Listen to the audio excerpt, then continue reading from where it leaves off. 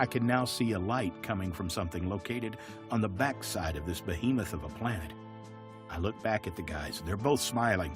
This must be it. It's got to be heaven. We travel a few hundred miles, and I start to see more and more.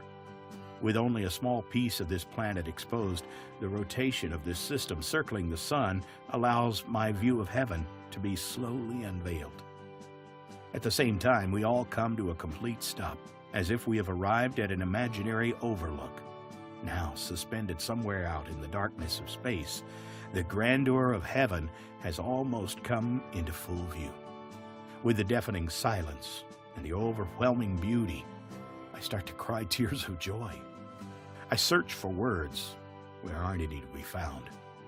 Suddenly a poem came into my heart, with Alair and Nipper smiling as they hear my thoughts. "Okay, Chado, we want to hear it."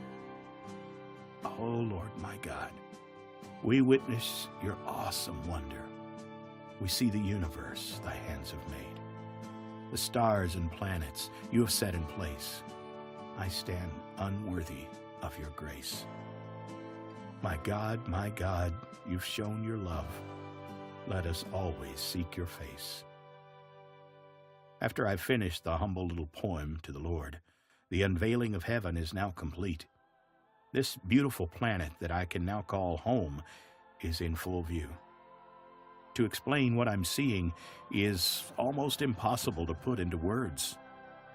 Without saying anything, Alair and Nipper place their hands on my shoulders, telling me, "Hey, bud, we've been here thousands of times, and upon each arrival, it still seems like the very first." We slowly start making our way across the atmosphere of heaven. As we get closer, I see something very strange about the planet. It looks like this peculiar world is sitting on a sheet of glass that is several hundred miles thick and extends outward past the equator.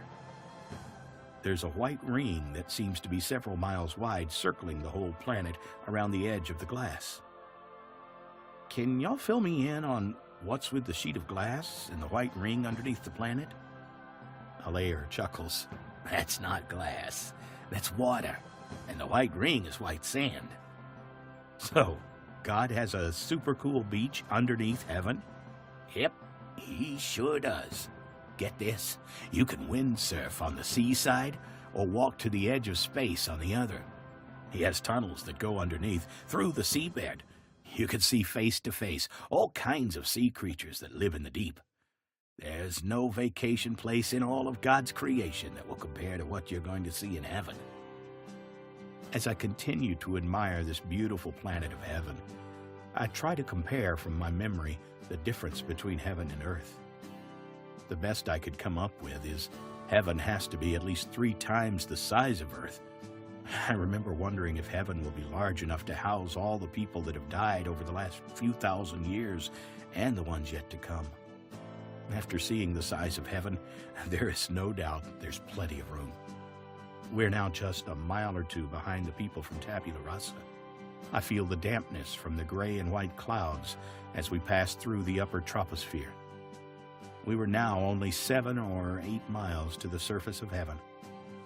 The people we were following suddenly vanished as they went through what had to be another portal, and we changed directions, heading away from their entry point.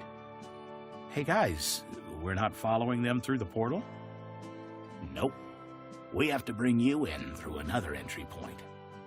God wants you to see everyone coming in from a distance, or I should say, where you can get the big picture, because only the angels are allowed to use this route."